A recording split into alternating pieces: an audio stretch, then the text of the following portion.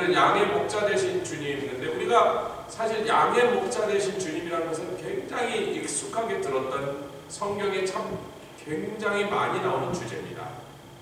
이스라엘 사람들은 원래가 목축업을 하는데, 이스라엘은 소를 기우기에 마땅한 데는 바산 지방밖에 없습니다.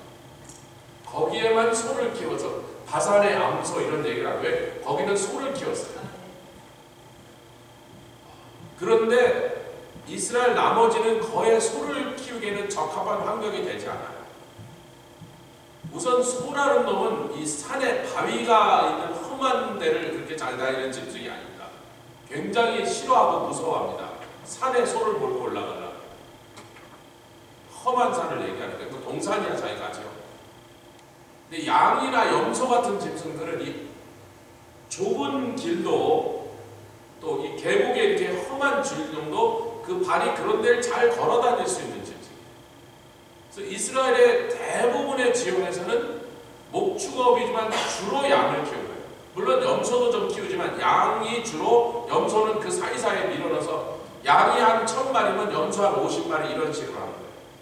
염소의 작은 때 같더라 그 말은요, 양에 비해서 항상 염소가 적기 때문에 그런 거예요. 염소를 더 많이 양을 적게 그렇게 키우는 데는 없어요. 제가 세상에 가서 양 키우는 데를 많이 봤는데 다른 나라에서도 양이 500마리면 염소는 한 20-30마리 끼워 넣는단 말이에요. 그래서 양이 많은 것에 비해서 염소는 항상 적은 숫자처럼 보니까 작은 염소 새끼 같더라, 때 같더라, 이스라엘이 그렇게 군사가 적다 보이더라, 쳐들어온 적군에 비해서 훨씬 숫자가 적더라, 이럴 때 염소라고 말하는 것입니다. 염소도 많으면 많은 거죠. 그러나 양보다 항상 적게 키웠어요. 왜? 같이 키웁니다. 그래서 이스라엘 히브리 사람들이 아브라함부터 목자였고, 아멘, 이삭도 목자고, 야곱도 목자고, 요셉도 목자고, 야곱의 12아들이 다 목자 노릇을 해서 요셉이 애굽의 총리 대신이 됐는데 자기 가족을 다 불러서 내려오니까 바로와 애굽 대신들도 알아. 저자들은, 요셉의 가족은 대대로 목축업을 양치는 사람들이니까 양치기에 좋은 고센 땅을 주는 겁니다. 아멘. 왜? 또 애국 사람들은 농경을 주로 삼고 농경을 신성시 여기는 사람들이라 목축업을 가증하게 여겼더라. 아주 사실 더럽고 냄새나요. 양을 치는 사람은요, 온 집에 온몸에 양떡 냄새가 나요.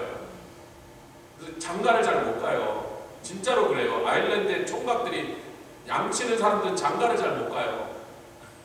지금도 양 치는 나라에서는 여자들이 되게 싫어해. 온몸에서 양떡 냄새가 난다. 누가 좋다 그러냐. 그러니까 애국인들이 가증하게 여겼고, 어찌됐든 니네는 양 치워서 먹고 사는데, 또 애국 사람도 양고기를 먹으니까 양을 어디선가는 양고기를 갖고 와야 되니까, 그래 그럼 너희가 이 나라에 있는 모든 양 너희 가족이 다 치워라, 이렇게 해서 히브리 사람들은 양치는 자, 이렇게 외국 사람들도 저들은 양치는 자라고 할 정도로 이스라엘은 그냥 양을 키우는 민족이었단 말이에요. 지금도 양을 키우니까. 모세도 양을 치다가 호렙산에서 여호와 하나님을 만나고, 다윗도 목자 노릇하다가 왕으로 부르심을 받았고. 근데 문제는 뭡니까? 우리는 솔직히 한국에서, 저는 태어나서 한국을 떠날 때까지 한국에서 양 한 마리도 본 적이 없고, 요즘은 뭐 양꼬치집도 많이 생겨. 중국 사람들에서 양꼬치를 많이 구워서 팔아요. 영등포구 대림동에 가면 양꼬치집이 수백 개가 있는데 절대로 가지 마세요. 거기 가면 인신 납치한 다음에 저기 장기 매매하는 데가 그 속에 많이 있어요. 거기 잘못 골목에 끌렸다가 정말 좀 멀쩡해 보이는데, 양꼬치 그까지 안 먹으면 뭐 별것도 아니에요. 제가 해드릴게. 제가 양꼬치 잘해요. 우리 아이가 너무나 양꼬치를 좋아해요. 그 중동 국가를 갔다 오고 보니까 양꼬치 고기를 거기서 먹으니까 이게 참 맛있네. 제대로 요리하니까 참 맛있어요. 무슨 얘기야? 야, 우리는 양을 본 적도 없고 옆집에 양 키우는 사람도 하나도 없고 양을 먹지도 않는, 우리는 양과는 너무 무관한 민족이고, 또 그렇지 않아도 우리가 대부분 다 도시에서 살았기 때문에 무슨 시골에서 살아서 무슨 짐승을 키우면서 살았던 게 아니라, 우리는 닭 한 마리도 마당에서 키워본 경험이 별로 없단 말이죠. 돼지, 소 이런 거 키워본 적이 없단 말이에요. 그럼 돼지, 소는 그래도 남 키우는 거라도 맞지만 양 키우는 걸 한 번도 본 적이 없어. 그래서 우리가 양이란 짐승의 습성을 잘 모릅니다. 근데 성경에는 양 얘기가 너무 많고 목자 얘기도 너무 많아. 제가 그래도요, 양의 목자, 선한 목자, 사꾼 목자가 아닌 양을 위하여 목숨을 버리는 목자, 여기까지는 어느 정도 이해를 하겠는데, 오늘 본문에는 예수님이 자기를 두 가지로 표현해서 나는 양의 목자요, 두 번째는 양의 문이다 그러시는 거예요. 제가 거기서 이제 막혀서 일주일 내내 끙끙댔어요. 아니, 양이 왜 문을 통해서 들어가야 되지? 양의 목자, 어느 정도는 그래도 성경에 나온 많은 이야기를 통해서 또 우리가 목사님들 설교를 들으면서 또 이스라엘을 여행하면서 대충은 가이드한테 들어서 양과 목자의 관계는 조금은 어렵듯이 이제 조금이라도 알겠는데, 양이 문으로 들어간다는 게 저한테 이해가 안 되는 거예요. 여기저기 자료를 뒤져보다가 오래전에 우리 교단의 어느 선배 목사님이, 제가 목사 안수 받을 때인가 하여튼 저는 잘 친하지도 않은 그냥 연세가 많으신 선배 목사님인데, 아마 제가 목사 안수 받을 때 주셨던 것 같아요. 그분이 저하고 전혀 일면식도 없는 분인데 아마 목사 안수 받는 사람, 그 애 받는 사람들 다 사주셨나 봐. 양과 목자, 제가 강의 안에다 그 얘기를 썼는데, 양과 목자라는 책을 저한테 이렇게 친필로 사인을 해갖고 그 책을 선물해 주셨어요. 서가에 꽂혀있을 때 받자마자 읽었기 때문에, 안 읽은 지가 뭐 20년 됐으니까 거기 꽂혀 있었는데, 제가 자료를 뒤져도요, 왜 양의 문이라고 예수님이 당신을 표현하시는 게 이게 감이 안 오는 거야. 양들이 무슨 문을 통해서 들라고, 그냥 제가 보는 그런 양 키우는 모습, 영화나 드라마나 다큐멘터리에서 보면 그냥 아침에 따닥따닥 목자가 지팡이 들고 나가면 그냥 쭉 따라가는 것만 봤거든요. 문을 통해서 나가는 걸 전 본 적이 없단 말이에요. 양에 무슨 문이 있는지 저는 본 적이 없어요. 여러분, 양의 문 보셨어요? 오히려 돼지나 소는요, 요만한 외양간 안에 돼지 축사 안에 넣어놓고 문을 열지 않으면 밤새고서 못 나와요. 근데 별로 양들은 그런 걸 본 적이 없어. 그래서 제가 그 책이 딱 눈에 이게 아침에 막 찾아다니는데 책이 딱 있더라고요. 네, 그런 책이 한 권 있었는데 그거 찾았어요. 이분이 필립 펠러라고 하는 분이에요. 근데 이분이 이상하게 아프리카에서 살면서 거기서 양을 치는 목자 생활을 한 거예요. 그리고 이분이 캐나다로 가서 캐나다에 어느 농대를 다니면서 농업을 공부를 하고 세계적인 유명한 학자가 되었습니다. 근데 이분이 기독교인이면서 목사는 아니지만 평신도 사역자가 돼서 이 교회 저 교회에서 자기가 섬기는 교회마다 성경을 가르치게 된 거예요. 근데 자기가 성경을 가르치다 보니까 굉장히 양과 목자 얘기가 많이 나오고, 자기가 옛날에 양을 키웠던 경험이 있고, 농업에 대한 전문가가 돼서 이 나라 저 나라 다니면서 토지를 개선하고 또 목장을 준비하고 이런 여러 가지 농업 기술에 대해서 자기가 가르치고 다니는 전문가가 되어 있다 보니까, 성경에 나오는 양과 목자의 관계와 자기 경험을 통해서 자기가 배운 걸 통해서 또 성경 말씀을 묵상하고 또 연구하고 가르치던 중에서, 이것들을 좀 이렇게 책으로 엮어내야겠다는 생각이 들어서 이 책을 만들어낸 거죠.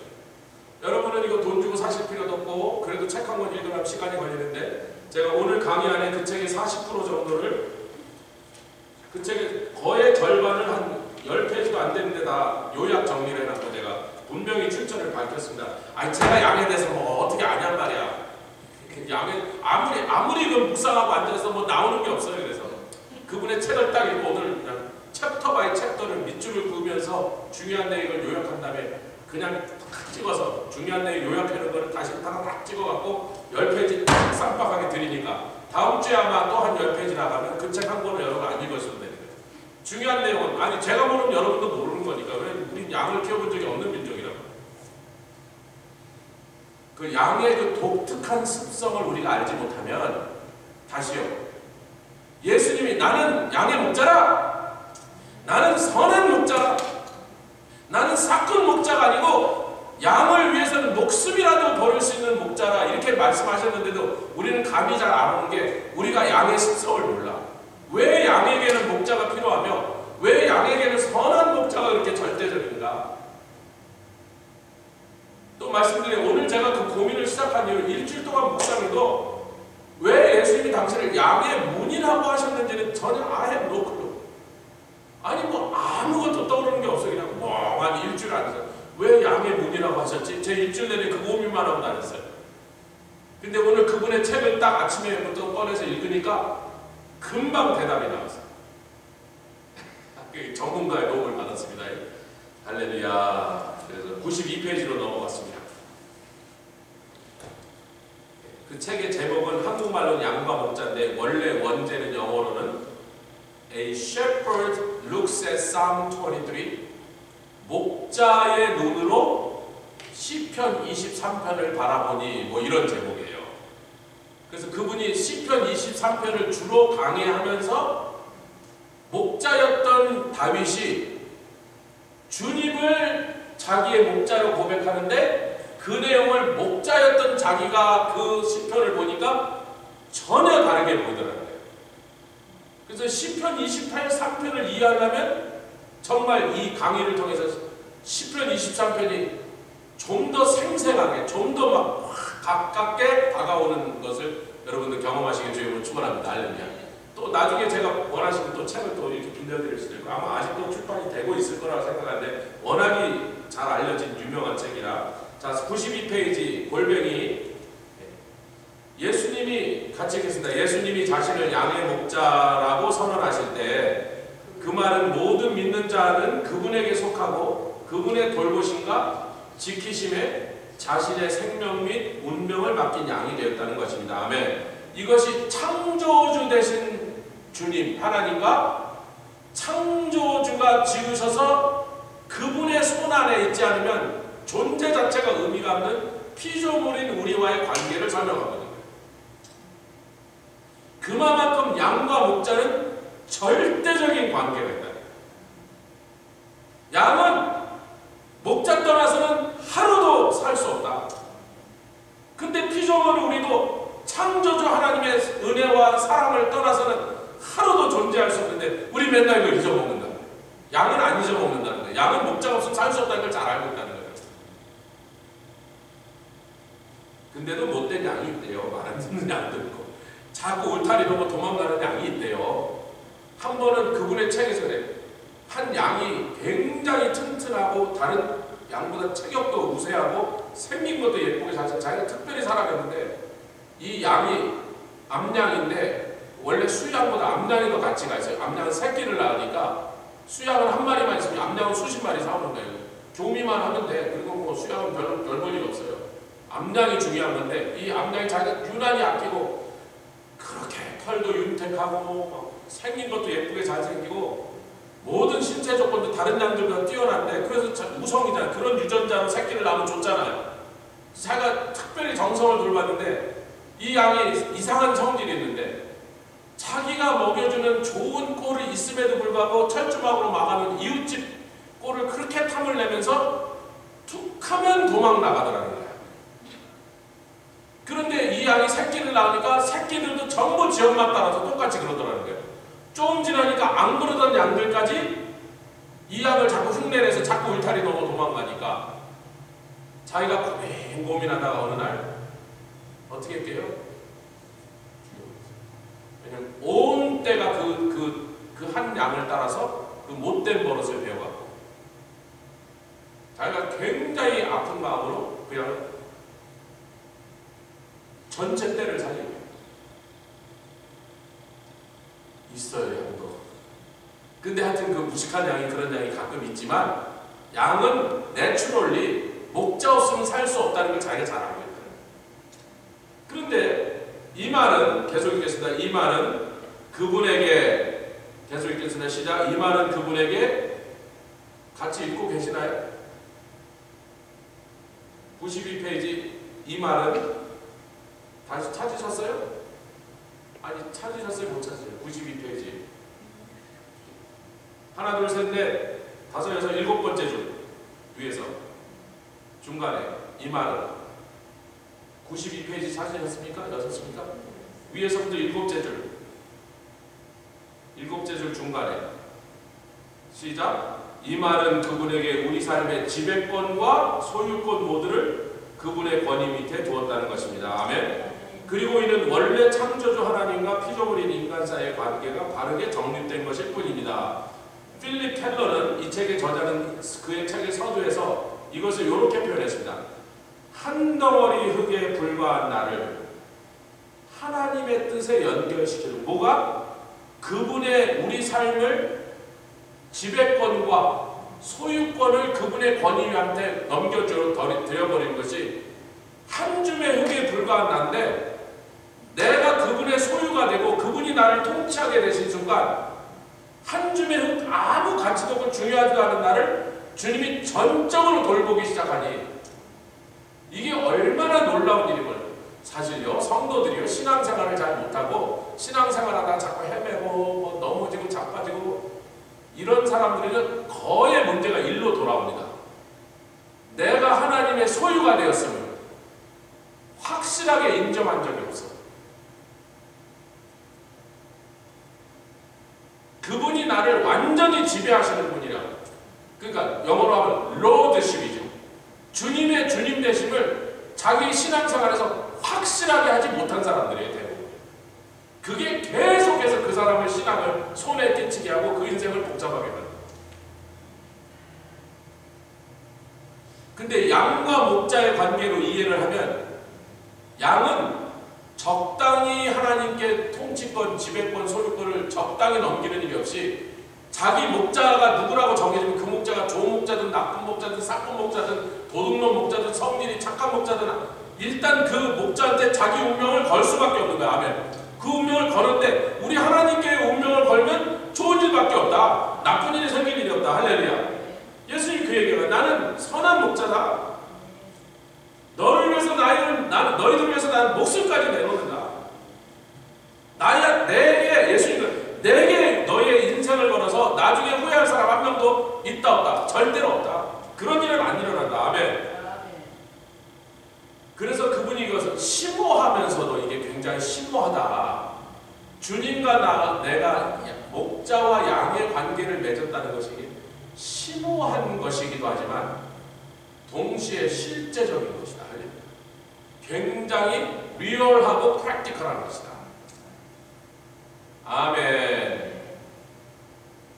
제가 그분이 한 표현이 너무 마음에 들어서 그대로 옮겼어요. 출처를 밝히고 그대로 옮겼어요. 너무 마음에 들더라고요. 야, 참 다르게 보는 것이다. 사실 왜 인간이 자꾸 이걸 알면서도 또 이상한 짓 하고 알면서도 또 넘어지냐면요. 우리는 양보다 훨씬 낫다라고 착각합니다. 근데 제가 보니까요. 우리가 양보다 별로 낫지 않아요. 차라리 양은 자기가 연약한 걸 인정이라는 거예요. 지구상의 모든 짐승 중에 양처럼 자기를 방어할 능력이 없는 짐승을 제가 여러분 찾아보셨어요? 빨리 뛰는 놈, 빨리 숨는 놈, 아니면 무슨 독침이 있는 놈. 스컹크는 뭐야? 방귀라도 빵 끼고 도망가는 놈. 하여튼 자기를 지킨 무슨 수단이라도 한 가지 있는 거예요.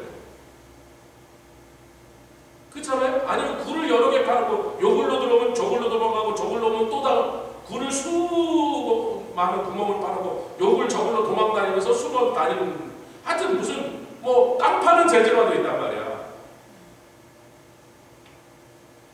저기 중남미의 아마존 정글에 가면 무리를 달리는 도마뱀 있는 거 아시죠? 무리를 달려요. 이렇게 달리는데 무리를 진짜 달려가요. 얼마나 빨리 다리가 돌아지? 다리가 이렇게 돌아가요. 이렇게. 무리를 달려요.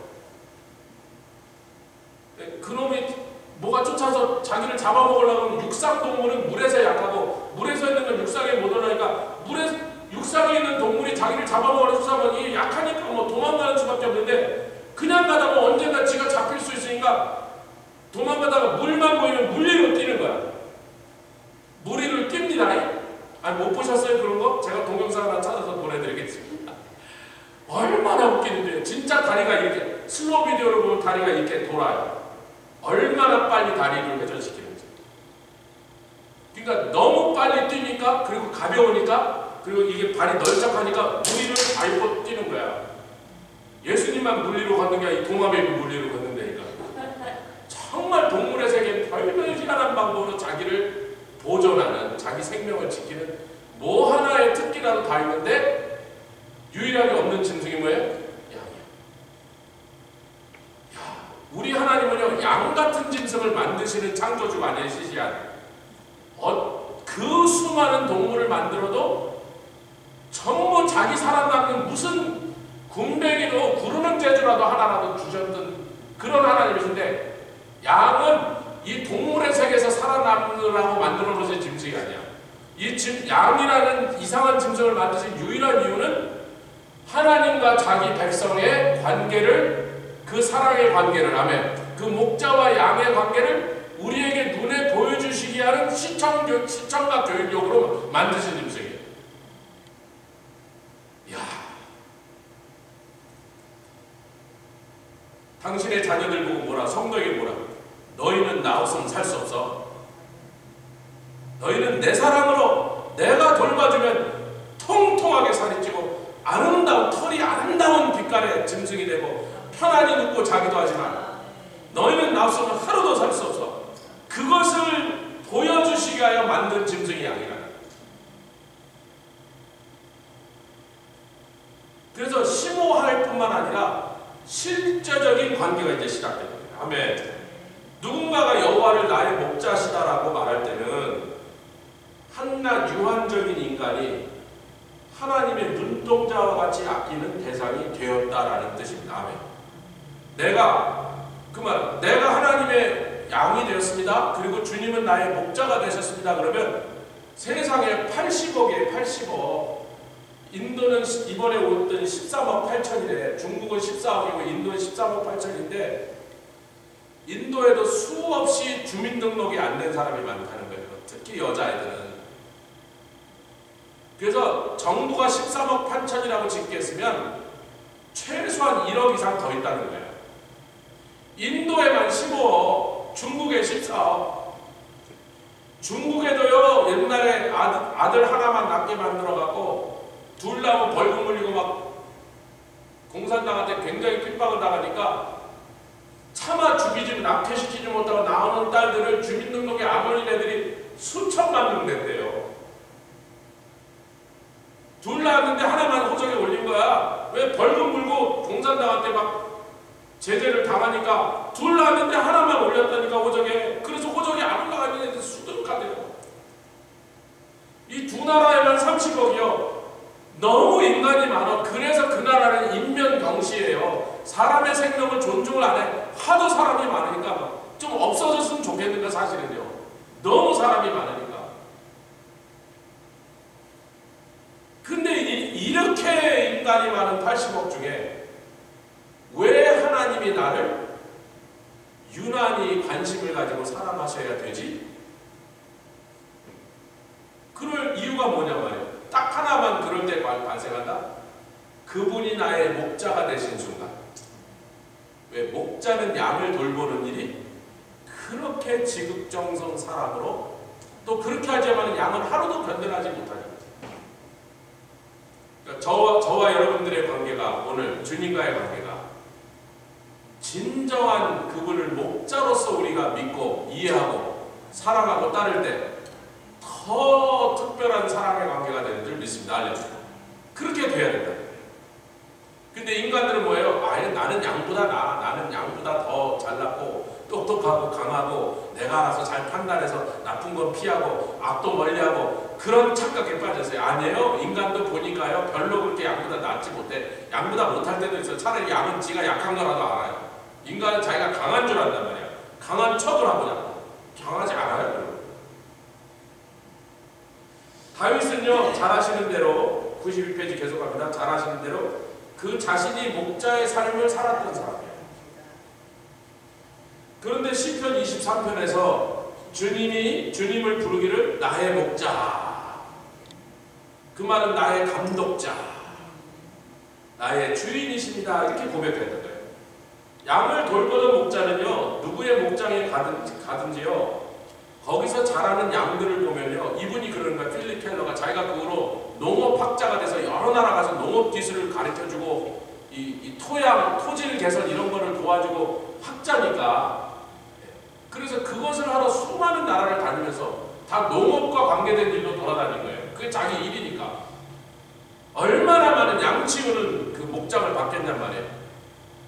그리고 자기가 목장을 해본 사람이니까 금방 딱 눈에 띄는 게 이 집은 주인이 직영하는 농장인지 싹꾼만 데려다가 싹꾼이 돌리고 주인은 여기 같이 있지도 않고 주인은 여기 잘 나타나지도 않는 싹꾼이 키우는 양들인지 주인이 직접 키우는 양인지 딱 운전하면서 꼬라지만 보면 안 돼요. 왜냐하면 싹꾼이 키우는 양들은 꾀죄죄하고 뼈만 앙상하고 이 기생충과 해충으로 인하여 여기저기 막 살이 헐고 막 털이 듬성듬성 빠지고 딱 보면 안 돼요. 근데 어떤 양의 목자도 자기 양을 키우는 목자는 양이 그 꼴이 되도록 놔두지 않아요.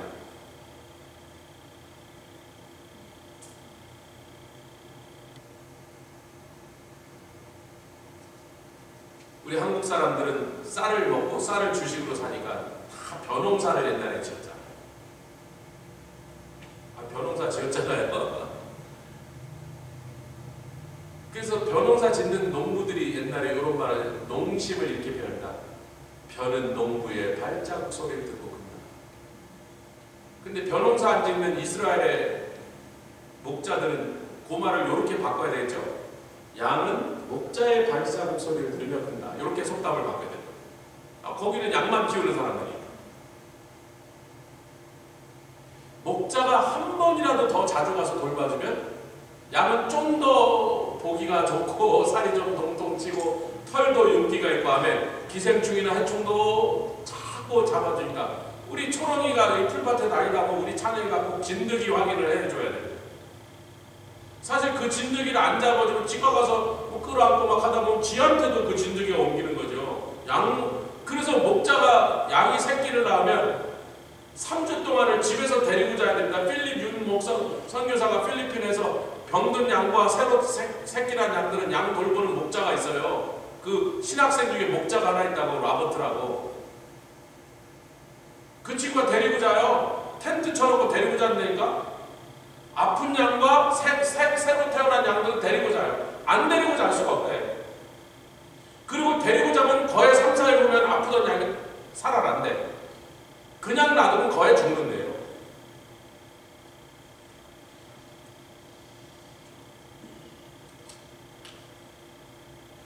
그럼 사랑하는 성도 여러분, 양은 툭 하면 아프거나 그러면 어리면 데리고 자야 되는데 그 양의 몸에 진드기나 그 외에 각종 해충과 기생충이 득지 붙어있으면 죄송합니다. 우리 초롱이는요, 헤어가 이렇게 스트레이트한데도 그 진드기를 찾는 게 쉽지 않은데 양은 털이 똑바라요, 꼬불꼬불해요. 양은 나중에 털값 가서 파는 게 제일 돈이 많이 나와요. 고기로 팔 때보다 젖을 짜서 우유, 치즈나 버터로 팔 때보다 털을 깎아서 파는 게 양은 가장 소득을 많이 얻는 거예요. 양을 키워서. 그러니까 털이 이렇게 자라야 되는데 이렇게 안 자라고 양털은 곱슬곱슬하니까 생각보다 길게 안 보이지. 그걸 늘어뜨리면 이렇게 긴 거예요, 여러분. 곱슬머리니까. 나중에 다음 주에 되겠지만 그 털을 너무 오래 안 깎아주면 털 무게의 양이 폴라당 뒤집어진답니다. 털이 얼마나 무거워지는지. 그래서 정기적으로 깎아줘야 된대요. 양이 홀라당 뒤집어지면 양은 뒤집어져서 1시간 안에 구조를 안 해주면 이 위장에 가스가 차서 숨을 못 쉬고 죽어버린답니다. 1시간 내로 뒤집어져야 돼요. 1시간 이상 뒤집혀져 있는 상태에서 못 일어나면 양은 죽는 거예요. 우리가 몰랐던 거죠. 제가 어떻게 하겠어요? 그 책 보고 아는 거죠. 알고 보니까 이 양의 위의 구조가 소나 이런 짐승도 다 빠지는데 되새김질에서 위가 여러 개 있단 말이에요. 근데 그게 뒤집어진 상태로 가면요, 밑에 있던 위에서부터 가스가 올라서서 첫 번째 위에 다 모인답니다. 그 첫 번째 위가 이렇게 불어나는데 그 불어나면 옆에 있는 폐를 누르는 거야. 가스가 차서 옆에 있는 폐를 누르니까 폐가 숨을 쉬지 못하고 숨을 쉬니까 죽는 거예요. 1시간 이상 못 버틴대요. 그럼 죽는데요. 뭐 때문에 뒤집어져서 깃털이 너무 무거워서 위가 탑헤비가 됐단 말이에요. 이렇게 돼. 얼마나 털이 무거우면. 그러니까 그렇게 털을 정기적으로 깎아주지 않고 그 털 속에 무슨 벌레든지 들어가면 그놈을 지가 어떻게 제거를 할 수가 있어요? 그 벌레를 제거해 주는 건 누구밖에 할 수 없어? 목자가 들여다보면서 진드기 찾아주는 수밖에 없는 거예요. 우리 초롱이 털 사이에서도 진드기 찾는 게 쉽지 않은데 그 양털 속에서 진드기를 찾아서 해충을 제거해 주는 게 얼마나 세심한 돌봄이 필요하냐고요. 그리고 그 진드기를 제거 안 해주고 밤에 감고 자면 그 진드기가 누구도 문다? 목자와 자기 애들도 무는 거야. 그러니까 돌봐줘야 되는 거예요. 빨리 아멘 합시다. 할렐루야. 92페이지 제일 밑에 예수께서 나는 선한 목자라 하시고 곧이어 그래서 양들을 위해 목숨을 버린다 하셨는데 그분이 정말로 십자가에서 당신의 목숨을 버리셨기에 이런 말씀을 하신 자격입니다. 예수님 나는 선한 목자야. 그래서 나는 다른 목자 사꾼 목사 같지 않게 양들을 위해서 내 목숨을 버려서라도 나는 양을 지키고 살려주는 거라고 말씀하시고 그렇게 말만 하시니까 십자가를 지셨기 때문에 그 말씀하실 자격이 있는 거예요. 할렐루야. 그래서 우리 하나님은 창조주실 뿐만 아니라 구속자이시라는 게 분명하다는 겁니다. 아멘. 그래서 이제 자기가 양을 치던 경험을 자기가 처음으로 이제 양을 치기로 하고 다른 직업을 가졌던 사람이 어느 날 아프리카 동부 어디라 그래요. 뭐 어느 나라인지는 안 밝혀서 뭐 케냐인지 하여튼 동부 아프리카에서 양을 치기로 됐는데 하여튼 자기가 그때 젊은 시절이니까 있는 돈 없는 돈 다 끌어모아갖고 좀 처분해서 암양 30마리를 샀답니다. 근데 결코 싸지 않대요. 그리고 자기가 그 30마리를 기반으로 큰 양목장을 하려고 하니까 새끼를 낳아야 되니까 아주 튼튼하고 종자도 우성하고 품종이 우수한 품종 누구나 다 좋아하고 원하는 품종을 사다 보니까 굉장히 비싸더라는 거예요. 암양 30마리가 자기가 그때 갖고 있던 돈으로 비해서는 하여튼 웬만한 거 다 팔아치우고 자기 계획을 다 취소하고 큰 희생을 치러서 암양 30마리를 데려온 거예요. 자기 전 재산이란 말이에요. 암양을 싸게 얻어왔으면 정성을 다해서 돌보겠어요. 암양을 사오는데 자기 가진 거 다 요즘으로 치면 중고차도 다 팔아갖고 그 다음부터 바이시클 타게 생겼어. 자기 차까지 팔아서. 비싸게 해줄수록 더 정성껏 돌보니까 싸게 주고도 정성껏 돌봅니다. 예수님이 우리 양들을 사기 위해서 지불하신 대가는 당신의 목숨. 그러니까 당신의 목숨을 버려서 사신 그 양들을 얼마나 귀하게 여기셨겠는가, 얼마나 애지중지하셨겠는가. 그 필립 켈러가 생각해보란 말이지. 내가 암양 30마리를 내가 가진 재산 다 털어서 샀는데 그 암양들이 금방 어디서 죽어버린다, 찍혀서 막 죽든지 없어지든지 전염병이 들어서 죽어서 내가 제대로 안 돌피면 나는 쫄딱 망하는데 자기가 얼마나 그 30마리 암양을 정성껏 사랑으로 돌봤겠는지 한번 상상을 해보라는 거예요. 왜? 비싸게 해주고 샀으니까. 값을 세게 지불한 만큼 더 그들에게 사랑을 쏟을 수밖에 없는 이 법칙이 너무나 당연하다. 아멘. 우리 주님이 우리를 위하여 지불하신 대가는 너무나 큰 고귀한 대가. 세상에 그렇게 비싼 값이 어디냐. 당신의 목숨을 버려서 하셨어요. 그래서 시편 23편을 우리들은 시편 23편이 아시죠? 장례식 때 가장 많이 미국 목사들의 통계입니다. 제가 가끔 그런 기독교 통계를 보죠. 모든 장례식에서 가장 많은 사람들이 뭐 우리 어머니 장례식, 우리 뭐 누구의 장례식 그러면 장례를 집전하는 목사한테 시편 23편을 좀 읽어달라고 가장 많이 리퀘스트하는 성경이에요. 왜 그래요? 양을 사랑하는 목자에게 했는데 이게 이 필립 켈러가 하는데 자기 같으면 시편 23편에 대해서 제목을 붙인다. 시편 23편에 그 시의 제목을 붙인다면 이렇게 붙여요. 하나님의 애쓰심을 찬양하는 다윗의 노래. 우리는 양 중심으로 양의 입장에서 시편 23편을 애송하는 거예요. 그게 너무 좋아하는 거예요. 사랑하는 거예요. 그러나 사실은 이 시편 23편은 양이 얼마나 행복하고 양이 얼마나 돌봐서 윤택가가 그 얘기를 하려는 게 아니고 목자의 수고를 다윗이 노래하고 있다는 거예요. 왜? 자기가 목자니까.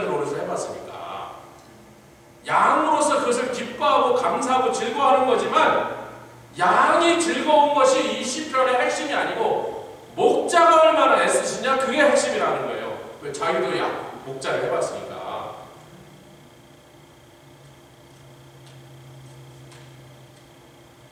그래서 이분이 아까도 얘기한 대로 세상 어디 자기가 목장을 할 때요, 이웃에도 양을 치우는, 그러니까 양을 치우는 목초지가 모든 기후나 환경이 적합한 곳에 자기가 아마 있으니까 여러 사람이 양 치우는 목장하는 거고, 나도 해야겠다고 목초지를 사서 그걸 시작한 건데, 그러니까 이웃집들도 다 양 치우는 사람들이 많은 거예요. 양 치우는 목자들이.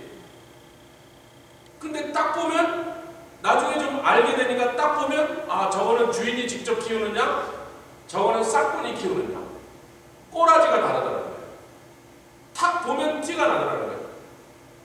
그러니까 주인이 직접 돌봐서 한 줌 흙에 불과하고 유한한 인생이 별걸 80억 중에 하나인 인간밖에 안 되는데 80억 중에 뭐 튀어나오지도 않고 유난히 더 멋있지도 않는 그냥 평범한 인간인데도 왜 하나님이 그 사람을 그렇게 돌보고 사랑하고 노심초사 하는지는 그분이 그 사람과 하나님이 목자와 양의 관계를 맺었을 때만 그렇게 된다는 건데, 하나님 그러니까 별거 아닌 것 같은데 그렇게 놀라운 사랑으로 그를 돌보셔서 반질반질하게, 아멘, 윤택이 기름이 잘되게 만들어 놓으시더라는 거예요. 목자가 자기 양은.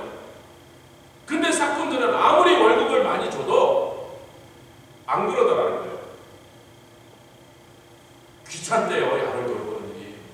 24시간 거의 못 잔대. 밤에 잔다 그래도 자는 게 아니래요. 부스럭 소리만 하면 쫓아나가요. 안 그러면 늑대 봐서 한 번은 암양 9마리를 물어주겠고, 가끔은 인간 도둑도 들어와서 뭐 양을 막 10마리씩 싣고 가버리고, 수없이 그렇게 짐승한테, 사람 도둑한테 자기 양을 탈취를 당해봤기 때문에 그렇게 몇 번 당한 다음부터는 밤에 부스럭 소리만 하면 엽총 들고 쫓아나가는 거예요. 그러니까 24시간 제대로 목자는 편하게 잘 수가 없다는 거예요. 그런 목자는 없다는 거예요. 편하게 잘 수가 없대요, 양을 키우는 목자는. 밤에 자는 게 아니야. 그때도 늘 그냥 긴장하고 있는 거예요. 아니, 그럼 늑대가 밤에 돌아다니지 낮에 돌아다녀? 곰이 밤에 나오지 낮에 나옵니까, 여러분? 양을 먹겠다고 오는 도둑도, 인간 도둑, 짐승 도둑이 밤에 오지 낮에 와요? 그럼 낮에는 놀았어요? 아니, 낮에는 꼴을 찾아주고 시냇물을 찾아 데리고 와서 목자도 하루 종일 일했는데, 아침 저녁으로 기생충 잡아주고 진드기 떼주고 하루 종일 일했는데, 밤에 양들은 잘 때 목자는 또 못 자요. 그러니까 싹꾼이 어지간히 월급 받아서요, 그 양을 사랑으로 돌볼 리가 없다는 거예요. 싹꾼은 그렇게 안 한다는 거예요. 자기도 이야기했는데, 싹꾼이 자기 양도 아닌데 그렇게 24시간을 못 자가면서 양을 돌볼 리가 없다는 거예요. 그러면서 이분이 그래요. 그러니까 주님이 직접 성도가 참 목자이신 주님의 보호하심과 돌보심을 받아서 윤택하고 살이 포동포동 찌도록 그렇게 아주 아름답게 잘 크고 있는 것은 이해가 가는데, 세상 사람들은 그 하나님의 사랑을 알지 못하고 죄에서 신음하면서 원수 마귀에게 끌려다니면서, 그래서 그냥 삐리삐리 말라갖고 해골처럼 남는 것도 이해가 가는데, 한 가지 도저히 이해가 안 가는 사람들이 누구죠? 교회는 다니는데 이름은 성도인데 삐쩍삐쩍 말라고 여기에 막 기생충들이 붙어있고 진드기에 막 뜯기고,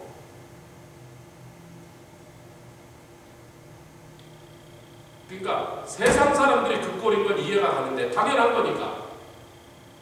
그리고 성도는 당연히 윤택한 목자이신 주님의 돌보심을 받아서 푸동푸동한 게 당연한 건데, 기독교인이라고 하면서도 꼬재재한 사람은 뭐다? 그 사람은 주님이 아닌 싹꾼 목자 따라다니는 거예요. 그럴 수가 있다 없다 없는 거예요. 지금 싹꾼 목자다. 그 말은 주님과 목자와 양의 관계를 아직 안 해요.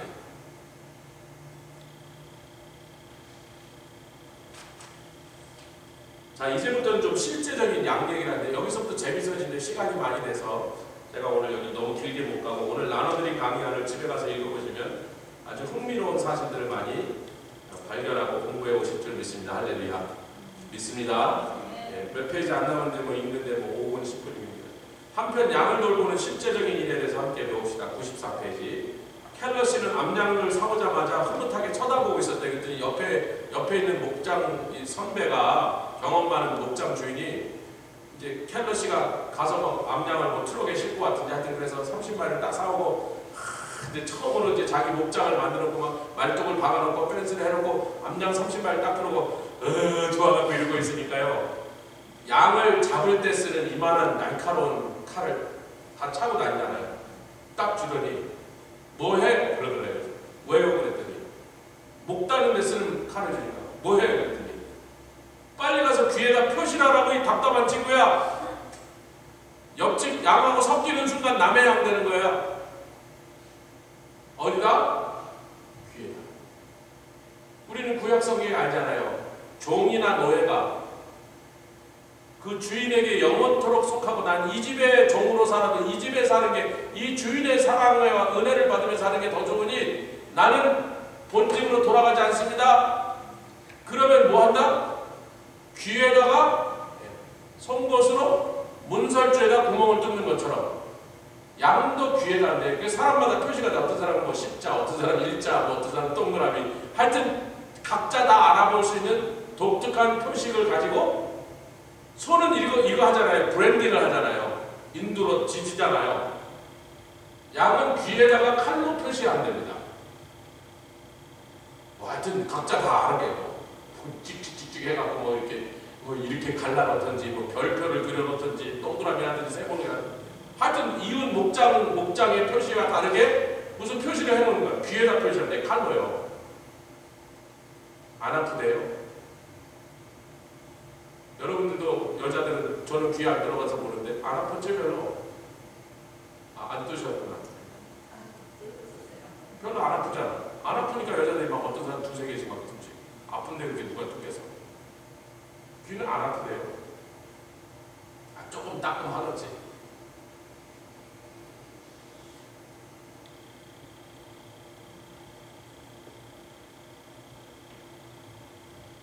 그래서 양은 주인이 소유주가 누군지 오는 첫날부터 그것부터 확실하게 하는 게 양의 삶이다. 아멘. 그것이 성도의 삶이다. 내 주인은 주님. 나는 주님의 소유입니다. 주님이 나를 지배하시는 게 당연합니다. 지배하십시오. 지배하라고 하는 겁니다. 그리고 귀를 뚫었어요. 아멘. 그렇게 성도의 신앙생활이 시작돼야 된다는 거예요. 첫날부터. 초대교회들은 그렇게 했어요. 현대교회들은 안 그래. 믿은 지 30년 됐는데 지가 자기 삶의 주인인 줄 알고 자기가 자기 삶의 지배권을 잡고 소유권을 행사하니까 그냥 그걸 못 놓아갖고 맨날 스트럭을 하고 20년이라도 30년이라도 벌써 주님께 넘어간 소유권이 다 넘어간 거를 아직도 안 내놓겠다고 막 그냥 붙잡고 이게 현대교회의 우스꽝스러운 모습입니다. 그러니까 주님과 양과 목자의 관계가 아직도 형성이 안 된 거예요. 그러놓고 싹군 목사한테 또 쫓아다니고요. 싹군 목사한테. 그냥 기생충이 득지득지 묻어서 끄떡하는 거 놔두는 그 나쁜 놈들한테 자기 영혼을 맡기고 자기 운명을 맡기고 있단 말이에요. 주님은 그 꼴로 안 만들어주실 건데. 아멘. 다윗이 이렇게 고백하죠. 내게 부족함이 없습니다. 사랑하는 성도 여러분, 다윗이 이 말을 왕이 된 다음에 고백했을까? 아니면 왕이 되기 전에 10몇 년, 20년 사울한테 쫓겨다니면서 이스라엘의 벼룩과 같이 별 볼 일 없는 나. 왜? 그 꼴이 거지 꼴이죠. 제대로 자지 못하고 먹지 못하고 침대에서 못 자고 동굴에서 자고 들판에서 잤으니 그게 뭐 옛날에 여기 살던 해리 꼴이지. 와일드맨. 어디 가서 제대로 단정하게 이발을 하고 수염을 제때 맞춰서 깎았겠어요, 여러분? 그렇게 살 때 다윗이 도망자의 신세로 하루 끼니도 어디서 해결할지 모르는 그런 처량한 신세로 살 때 내게 부족함이 없나이다 고백했을까요? 왕이 된 다음에 고백했을까요? 성경은 확실하게 말 안 해요. 근데 여러분 보십시오. 성경은요. 그렇게 확실하게 말하지 않지만 우리는 사무엘에 의해서 그가 도망자일 때 시편 23편을 기록한 거예요. 왜? 어느 바위에서? 어느 바위에서? 이름이 하도 길어서 발음을 다 못하겠어요. 어느 바위 위에서 그 고백을 했죠? 하여튼 대충은 기억나는데 그 바위 이름이 뭐야?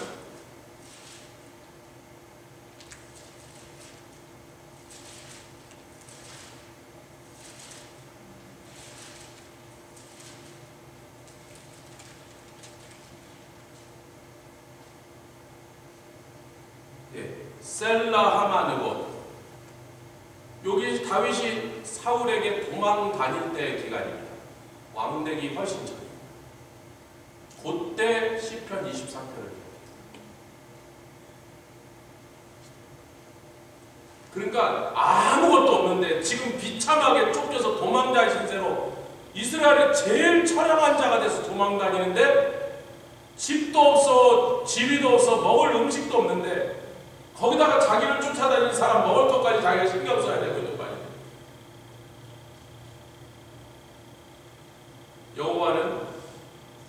여호와가 나의 목자시니 내가 부족함이 없고 나는 그래도 만족합니다. 즉 감사합니다.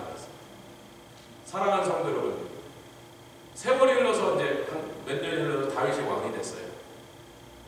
그때 여호와는 나의 목자시니 내가 부족함이 없나이다 고백하는 게요, 도망자일 때 그 고백하는 것만큼 힘든 거예요. 왜? 대부분 왕이 되면, 아니 성공해서 돈을 많이 벌으면, 부자가 되면 내게 부족함이 없는데 왜 부족함이 없다 그래요? 여호와 때문이 아니라 내가 돈을 많이 벌어서 내가 권세를 잡았으니 뭐가 부족함이 있냐? 아니 하나님 필요 없다. 내가 부족함이 없으니까 그렇게 말하는 거예요. 근데 다윗은 왕이 되어서도 여전히 똑같이 고백합니다. 아멘. 두 번 다 놀라운 고백이에요. 아무것도 없는데도 부족함이 없다고 고백할 때나 모든 걸 가졌는데도 여호와 때문에 내가 부족함이 없다고 고백하는 거나 둘 다 위대한 신앙의 고백이 좀 있습니다. 그러니까 우리는 어떤 형편에 처해도 여호와가 나의 목자시니 내게 부족함이 없다, 그렇게 고백한 것이 사도 바울의 그 유명한 내가 풍부에도 처하고 비천에도 처하여 일체의 비교를 배우느라 나를 감방에 넣어라, 거기서도 하나님 찬양하고 로마의 황제하고 같이 식탁에 앉아 거기서도 나를 하나님 찬양하고, 다윗이 아니 바울이 수없이 총독들과 왕들 앞에 앉아서 같이 밥 먹으면서 얘기했잖아요. 거기서도 예수 얘기만 하는 거예요. 그래서 요한계시록에 우리가 잘 아는 이제 말씀 요걸로 맺겠습니다. 라오디게아 교회가 요한계시록 3장 17절에 나오는데 그들의 모습과 상태를 주님이 호되게 엄하게 꾸짖으시는데, 이게 라오디게아 교회가 요즘에 이 종말이 가까운 이 교회 시대 마지막 이 시대쯤의 모습이 아니겠는가. 그 라오디게아 교회가 뭐라 해요? 나는 부자라, 부요하여 부족한 것이 없다. 다윗의 고백과 정확히 반대잖아요. 다윗은 아무것도 없을 때도 여호와가 내게 목자시니 내가 부족함이 없습니다 그랬고요, 왕이 된 다음에도 내가 왕이 돼서가 아니라 이 모든 걸 가져서가 아니라 여호와가 나의 목자시니 내게 부족함이 없습니다. 여호와가 없다면 난 아무것도 아닙니다 그랬거든요. 근데 라오디게아 성도는 반대로 말해서 나는 부자라, 부요한 자라, 나는 부족한 것이 없도다. 그러니 예수님께서 내가 실상을 너에게 들려드니 내가 너희들 꼬라지를 보니까 싹군 목사한테 쫓아다니는, 싹군 목사한테 속해있는 그 처량하고 더럽고 냄새나고 이 기생충들이 우글우글 붙어있고 누가 한번 씻겨주지도 않고 털을 제대로 깎아주지도 꼬대대하게 말할 수 없는, 다음 주에 우리가 양털 얘기를 깊이 할 건데요, 양의 털을 빨리빨리 깎아줘야 하면 온갖 오물과 쥐똥도 남의 똥도 돌아다니면서 온 풀숲에 있는 더러운 오물을 지느끼고 보고, 그리고 그 오물에 벌레들이 더 달라붙죠. 이해가 가십니까? 그래서 털을 빨리빨리 제때 안 깎아주면 양은 그냥 온갖 병과 그 꼬라지가 말할 수 없는데, 그게 성도의 구원받기 전의 모습을 끌고 다니는 상태다. 다음번 강의 안에 나갑니다. 그래서 대제사장에 입는 옷은 절대로 양털을 사용하지 못합니다. 양털은 뭘 나타낸다? 성도가 하나님과 상관없이 세상에서 얻은 것들, 세상에서 체득하고 세상에서 소유한 것들 이라는 영적인 의미를 갖고 있다. 그것으로 옷을 만들어 내 성소에 들어오지 마라. 제사장 양털옷을 못 입고 주여 놀라운 일이야. 그래서 주님이 그 라오디게아 교회 성도들 꼬라지를 보고 아마 21세기의 수많은 지구상에 있는 교회들 거기에 있는 성도들의 영적 상태를 보니까 이런 거예요. 다윗과 반대로 이러시죠. 내가 너를 보니 너희는 곤고하다. 여러분 목자가 없는 양이 곤고합니다. 아멘. 양은요 목자를 만나느냐 못 만나느냐 그 양을 사랑하는 목자를 만나느냐 양의 운명은 그날로 결판난 거야. 옛날에 뭐 여자 신세는 뭐 뒤용박 신세 뭐라 그러죠? 한국말로 그러잖아요. 시집 한번 잘못 가면 그 여자 인생은 그 전에 얼마나 뭐 멋지고 화려하고 똑똑하게 잘났든지 말든지 시집 한번 잘못 가면 이 논팽이 막 노름쟁이 막 집에 와서 술 먹고 마누라 앞에는 그럼 끝장난 거 그 여자인데. 근데 옛날에 좀 별볼일 없고 좀 가난한 집에서 대학도 못 나오고 그래서 막 좀 이렇게 동네에서 뭐 별볼 없는 것 같은데 어떻게 신랑을 오지게 잘 만나고 할렐루야 막 멋진 남자 만나면 그냥 여자 신세 그냥 그때 쫙 피는데 뭐 나중에 안방만 임대갖고 가마만 타고 다니고 몸좀 부리고 다니고 할렐루야. 양은 뭐예요? 목자 하나를 잘못 만나면 아니 목자가 없으면 곤고한 삶이에요. 근데 라오디게아 교회 성도들은 하나님 없어도 우리는 잘 살아요. 아니야, 너는 하나님 없이 살기 때문에 목자 없이 사는 양 곤고한 삶이야. 네가 몰라서 그러지. 그 다음에 왜? 가련한 삶이다. 목자가 없는 상태 자체가 양은 목자가 없는 그러니까 싹꾼이라도 있는 게 차라리 낫다면 싹꾼은 그래도 뭐 대충이라도 돌봐주죠. 싹꾼 목자도 없는 양. 여러분 제가 인도에 갔더니요 양들이 왔다 갔다 해 동네 양들이 왔다 갔다 해 뭐 이것저것 나뭇잎도 뜯어먹고 사는데 제가 어느 목사가 자기 뭐 장모네 집인가라고 여기 데리고 왔을 때 자기도 여기 프라보 목사지 이게 자기 장모라고 만나서 막 얘기하는데 난 뭐 할 일이 없으니까 자기네들끼리 반갑다고 막 하니까 뭐 못 알아듣게 그러니까 뭐 밥도 안 주고 그러니까 뭐 할 일이 없으니까 얘 나와서 동네 구경하고 서 있었어요. 기다리더라고. 그랬더니 저기서 짐승들이 한 10개 마리가 지네끼리 이렇게 와. 근데 이 회색 더스터 같아요. 이렇게 털이 회색인데 어떤 꼬지지한 짐승이 오는데 전 인도같이 더운 나라에 양이 크는지 몰랐어요. 그렇게 더운 나라엔 당연히 양이 없는 줄 알았어요. 나중에 그 목사가 나오길래 아니 저 짐승들이